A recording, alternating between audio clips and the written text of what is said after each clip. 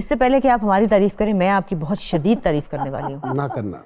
नहीं, क्यों ना करना? मुझे शर्म आती। इसलिए कि जब हम एक साथ जब काम कर रहे होते तो ये मौका ही नहीं मिलता बताने का। हालांकि मैं यहाँ पे एक बात की वजाहत कर दूँ जो अक्सर लोग नहीं जानते कि जब शुरू किया तो मैं असमा आपा कहते, एक दिन ना मेरे हाथे इन्हां दा पासपोर्ट लग गया तो मैं देखिया मैं क्या है ते मेरे को निके ने फिर मैं उन्होंने कहा, मैं क्या आप इस लफ्ज आपा को ना एहतरामन लीजिएगा, दिल पे मत लीजिएगा।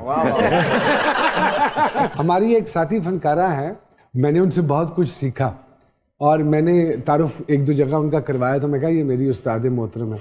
तो she actually got offended after 3-4 times कि तुम हर जगह मुझे अपने से बड़ा शो करते हो, मैं तो तुमसे छोटी हूँ। मैं कहा यार मैं उस्ताद मोहतरम कहता हूँ, मैं ये थोड़ी कहता हूँ मेरी अम्मी की क्लास फेलो थी ये। तो नहीं, मैं भी इस बात से याद आई उस्ताद मोहतरम से कि मैंने जब काम दोबारा कम बैक किया तो एक ड्रामा था अपना अली ताहिर का। जी जी। उसमें मैंने पहली बार इनसे मेरी मुलाकात हुई और मैं डायलॉग बोल रही थी तो उन्होंने मुझे उस वक्त कहा कि आँख में आँख डाल के बोलो, आप ऐसे क्यों नीचे क्यों देखते हैं? देखिए ये सीखने की बात है ना, फिर आप इससे बहुत सीखते हैं। और मैं हमेशा जब भी डायलॉग बोलती हूँ मुझे ये बात हमेशा याद आती है कि नहीं, मुझे नीचे नहीं देखना, मुझे आंख में आंख डालनी है। तो उससे डायलॉग भूलते तो नहीं मैडम? कहते हैं बहुत सारे कहते हैं आंखों में आंख डाल। इन जैसा सामने खड़ा हो तो बंदा भूल भी जाता है। अरे अल्लाह हो, ऐसी बात नहीं।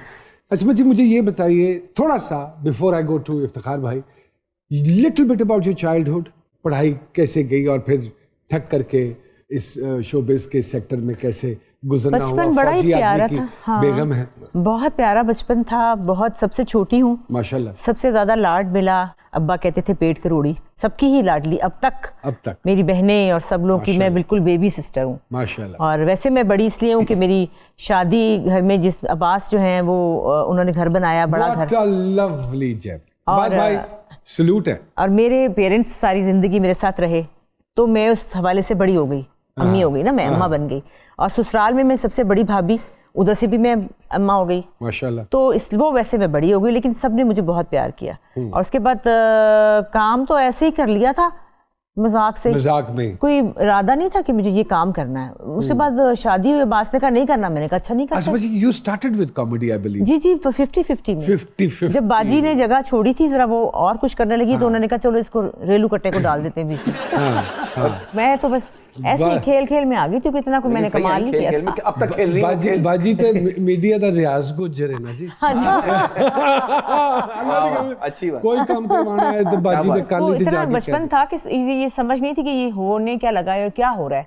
वो जब भाई मेरी अंगूठियां हुआ तो जब सुबह हुई तो मैंने कहा ये क्या हुआ है, कुछ हुआ है मुझे तो, बल्कि मैं तो रो रही थी कि खुद इतनी प्यारी बन गई है और मुझे इन्होंने काला भी कर दिया है और ऊपर से मुझे ऐनक भी पहना दी है, पता नहीं बाजी खुद इतनी प्यारी लग रही है। तो ये नहीं, इतनी सेंस नहीं थी कि ये क्या है। तो बस वो पीछे पीछे मैं उनका लेला सा चलता रहता था, जैसे जैसे वो मुझे चलाती थी। फिर मेरी शादी हो गई और फिर मैं घर में बैठ गई, बस फिर कोई खास। फिर कुछ अर्सा गायब रही आप? मैं 18 साल 18 से 20 साल तो नहीं है, तो लंबा अरसा। कभी दिल्ली में होता है फड़फड़ाता है? कुछ भी नहीं हुआ, मैं अपने घर में बड़ी खुश थी, कोई मसला नहीं था माशाल्लाह। घर में एक्टिंग मतलब करती होंगी ना कुछ? घर में बर्तन धोती थी, खाने पकाती थी, बच्चा पैदा करती थी। ये अब्बास भाई की तरफ से पाबंदी थी या खुद ही मन हट गया था? नहीं, मन नहीं हटा था बिल्कुल भी। अब्बास ने कहा भी ये काम से मुझे पसंद आई और ये नहीं करना। अब पसंद इसी से आई होगा, लेकिन अब ये नहीं करना। ये क्या बात है?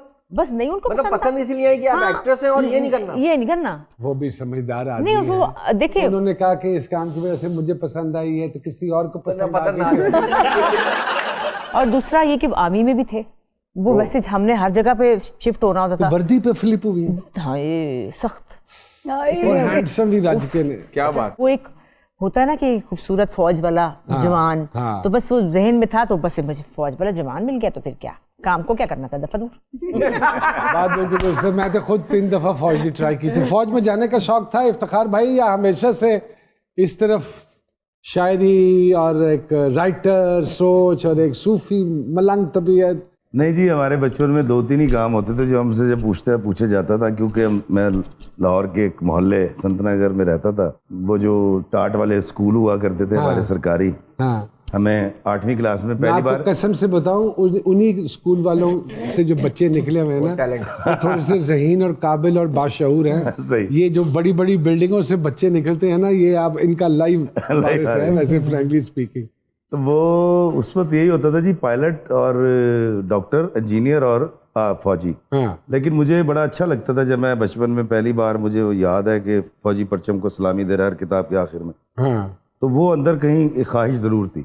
लेकिन जब हमने मैट्रिक किया और बारी आई जाने की, हाँ तो हमसे पहले हमारा मोहल्लेदार चला गया था वहाँ। हाँ तो उसने जब ट्रेनिंग करके आया, उसने बताया यही करते ने, मैं कहा नहीं काका मैं नहीं कर सकता नहीं एक्सरसाइज नहीं फटीका मैं नहीं सह सकता। तो अगर मैं ये कहूँ कि आप हार्ड वर्क से भागे तो ये गलत नहीं है। नहीं, आपको तो पता है हमारे हालांकि जो अब जिंदगी है वो ज्यादा हार्ड है। बिल्कुल, सब देखे ना, जब आप ड्रामा लिखते हैं मुझे 8 से 10 घंटे बैठ के लिखना पड़ता है। हाँ हाँ मतलब बड़े किसी राइटर से बात करें तो वो कहते हैं भाई निश्चित लगानी सीख लो पहले। हाँ तो ये तो ज्यादा मुश्किल काम है। हाँ। और एक्टिंग तो आप लोग करते हैं, आप लोगों को खुद पता है कितना मुश्किल तरीन काम है। बिल्कुल। मतलब आपके घर में अब्बा बीमार है या घर में खाने को नहीं है या पेट्रोल नहीं है, लेकिन आप एक सेठ का रोल कर रहे होते हैं। हाँ और सेठ साहब दीजिए जो 150 रुपया नहीं है। नाम रईस होता है ड्रामा में, होता कंगाल है, नाम रईस। और हर सीन के बाद आप पूछते हैं जी ईसा तो बुखार उतरा कि नहीं, अच्छा आप उसको हॉस्पिटल ले जाओ मैं आ रहा हूँ। सही। यार इतनी तकलीफों फिर जाते हुए फिर वही नुमान इजाज़ी इफ्तिखारी फी ओढ़ के घर चले जाना। जैसे कि आजकल मैं कर रही हूँ रमजान प्ले, जो कॉमेडी होता ही कॉमेडी है।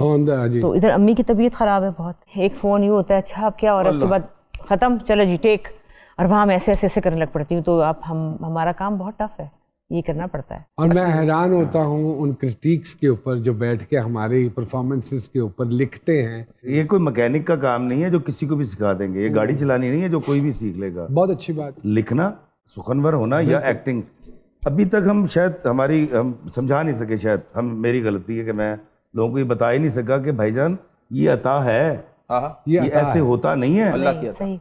कि मतलब आपके अंदर गम है और तकलीफ है और आप और उसको बुलाओ और हंस रहे और कहके लगा रहे हैं, कैसे हो सकता है यार आप? बिल्कुल बिल्कुल। लेकिन हम ये करते हैं। It is hard nut to crack. अच्छा, कई शादियां छोड़नी पड़ती हैं आपको? जी जी जी बिल्कुल, लोग नाराज ही रहते हैं। नाराज रहते हैं बहुत से हमसे। तो अपनी छोड़ देते हैं। जी। आफिया नामा, ओए, उसके हवाले से मैं जानना चाहूंगा ये जहन में कैसे आया और उस हवाले से क्या कहना चाहेंगे? हुआ ये था जिस दिन सजा हुई आफिया को, मैंने गाड़ी एक तरफ लगाई, टाउनशिप में मैं एक जगह जा रहा था, गाड़ी लगाई और अल्लाह ने अता किया तो वो था कि सुना है पिछले वक्तों में किसी राधा की बेटी ने अय्यामे गर्दिशे दौरां की अर्जानी से तंग आकर सुना है वालिए बसरा को एक नामा गुजारा था। वाह वाह वाह। सुना है पिसरे कासिम ने मोहम्मद नाम था जिसका निज़ाम खून आगश्ता को एक अंजाम बख्शा था। उसी मर्द मुजाहिद ने हर एक राधा की बेटी को बड़ी तौकीर बख्शी थी। सुना फिर आज एक बेआसरा हव्वा की बेटी को वाह। अय्यामे गर्दिशे दौरा की अर्जानी से शिकवा है। बहुत मगमूम हूँ मैं भी, इन्हीं सोचों में गलता हूँ कि उस मर्द मुजाहिद को मोहम्मद नाम था जिसका कहाँ से ढूंढ के लाऊं। वाह वाह वाह वाह वाह वाह वाह वाह। वाह वाह।